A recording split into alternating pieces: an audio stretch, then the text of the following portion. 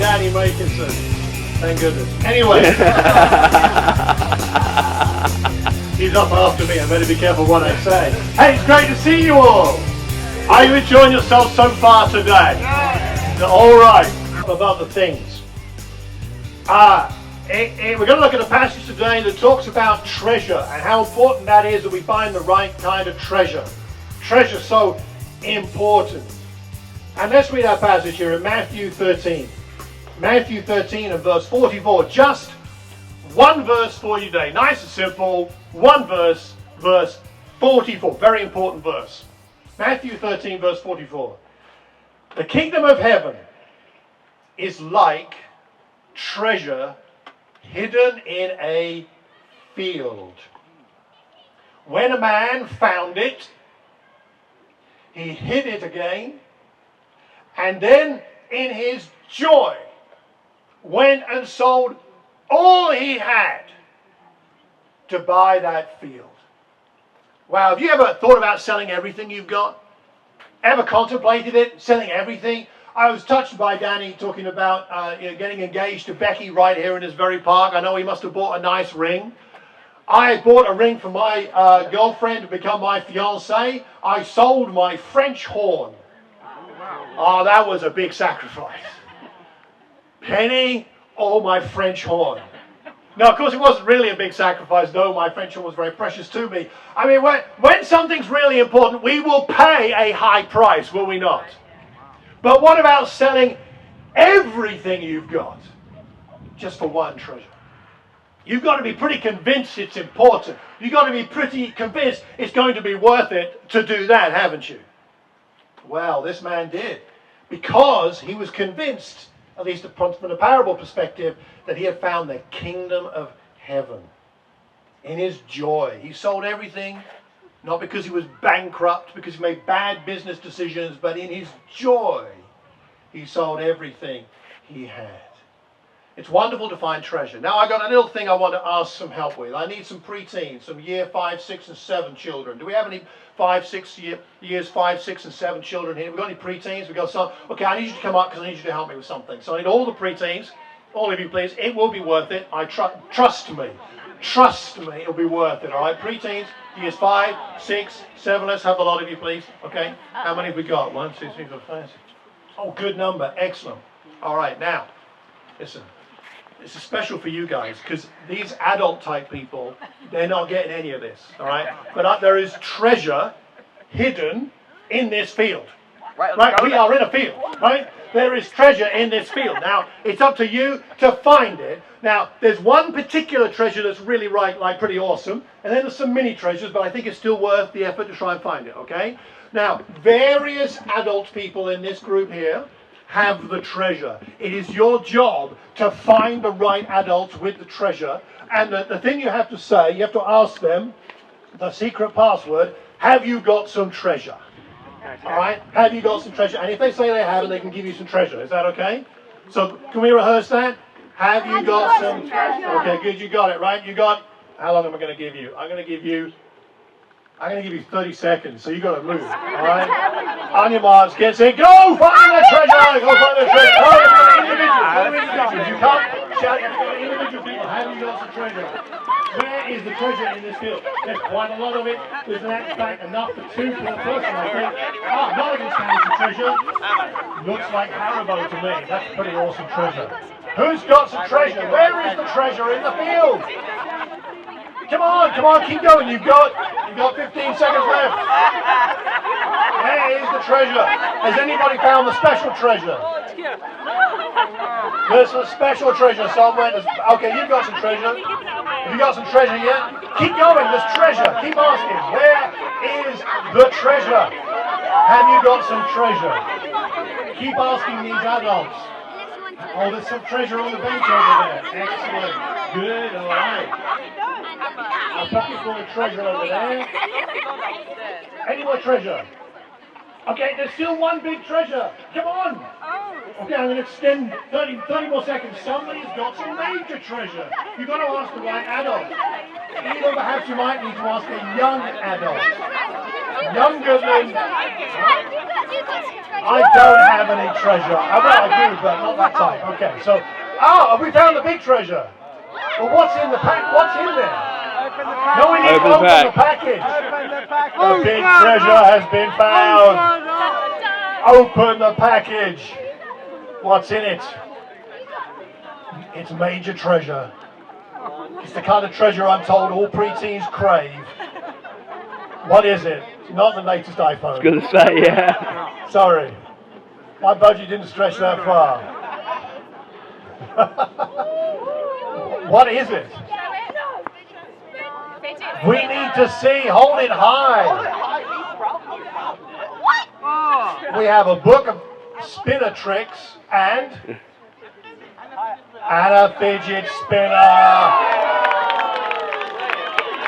Not any fidget spinner, a limited edition fidget spinner. Now that is treasure. That is serious treasure. Thank you, preteens. I hope you all found some treasure at least. Now listen, the rest of you younger and older people, did you see the enthusiasm? Did you see the boldness? Did you see the courage? Did you see the energy? Did you see the zeal? Did they care what the rest of us thought about them running around asking questions? They were prepared to pay any price to find this treasure. Treasure that will be fading, especially the sweets, which will soon fade into somebody's stomach, Toby, right? Yeah, it looks like they're fading already. And believe it or not, I know those of you that love the fidget spinners, even those will fade. And as you grow older, you'll find other things to play with other than them. But when we find something that really matters, we will pay any price. We will be bold, we will be courageous because it's so important. And Jesus said, the treasure of the kingdom of heaven, the treasure that is the kingdom of heaven is worth any price you can pay. Sell everything and get it. The kingdom of heaven is God getting things done the way that they're meant to be done. And we as a church congregation and congregations and friends here, we are those who bought into the idea of the kingdom of heaven, and that we now work and operate and live ethically and morally and with one another in community as the way that God intended human beings to be. Forgiving of one another, again and again and again. Being patient with one another when normal human patience has run out. Loving one another even when we don't get anything in return. And sharing our faith with those who don't yet know how wonderful it is to know what the kingdom is about. And that the way God intended things to be done is much better than anybody else has come up with. Because He made us and He knows what is best. In His joy, He sold all that He had just to get the treasure in the field. You know, I just want to say one thing and then I'll wrap up. We put a lot of effort into things that are important to us. And it's not wrong to put a lot of effort into your career. And good for you if you can advance your career. And it's not wrong to put a lot of effort into finding the right spouse. I'm very glad God gave me the right spouse. French horn was worth it. It's right to put a lot of effort into our parenting. We love our children, we want the best for them in terms of their character and their opportunities in life and their safety. It's right to do that. It's right to put a lot of effort into our extended family and to love our aunts and uncles and mums and dads and grandparents. And it's right to love our neighbours. It's right to help charitable things in this world. It's right and good to do all these things and to put a lot of effort into those things. But we know, deep down, that those things don't satisfy the deepest need of our soul, of our spirit, of what really makes us who we are. We need God to do that. And we need to be in the kingdom, to be part of God making us all that we were meant to be. And that together we can help make this world what it was meant to be. And draw other people to this amazing God who can satisfy our soul. We sang that song. earlier, that God satisfies our soul in ways that nothing else will. And I just want to say, if any of you have not had a chance to know this God, if you've not had a chance to know what it means to be in the kingdom, if you've not yet found out what it means to have that relationship with God, I want to encourage you to make a decision today to put aside some of the things that distract you and instead seek the kingdom. Find how to find this treasure. It's not hidden in this field. It's not hidden in this field, but it is available to you. Half the year is gone, my friends. Can you believe that? 2017, half of it's gone. We're now in July. We're in the second half of the year. Now, I want to say this. I don't know about the first half of your year. Maybe it was great. Maybe it brought a lot of good things, or maybe it was difficult. But whatever the first half of the year brought to you, if you hold on to God for the second half of the year, it'll be amazing. Because God will be with you in this journey and in the next 6 months of the year. If you've not given your whole heart in the first 6 months of this year to God, then do it in the second 6 months of the year.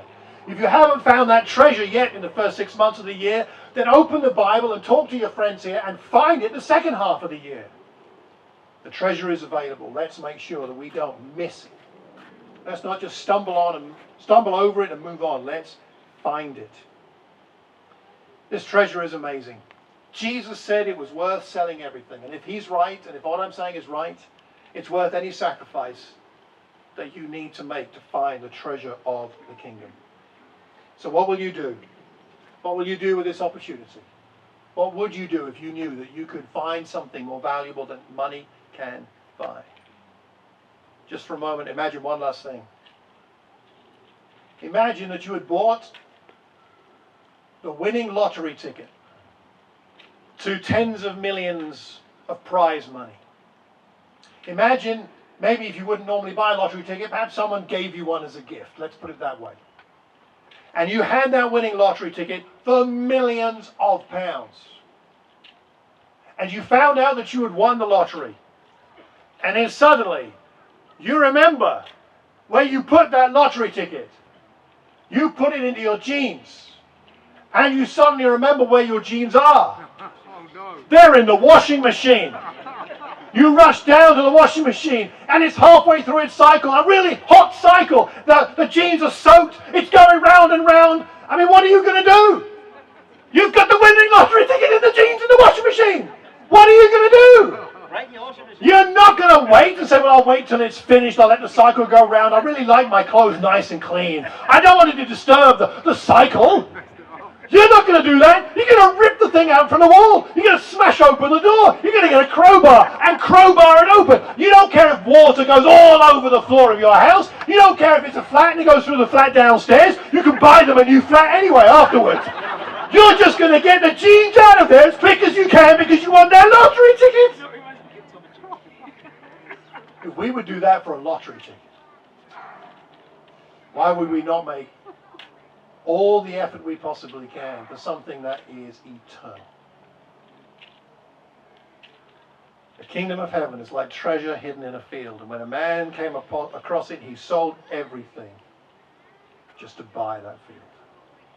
Let's make sure we have that same heart and that same attitude today. Thank you very much.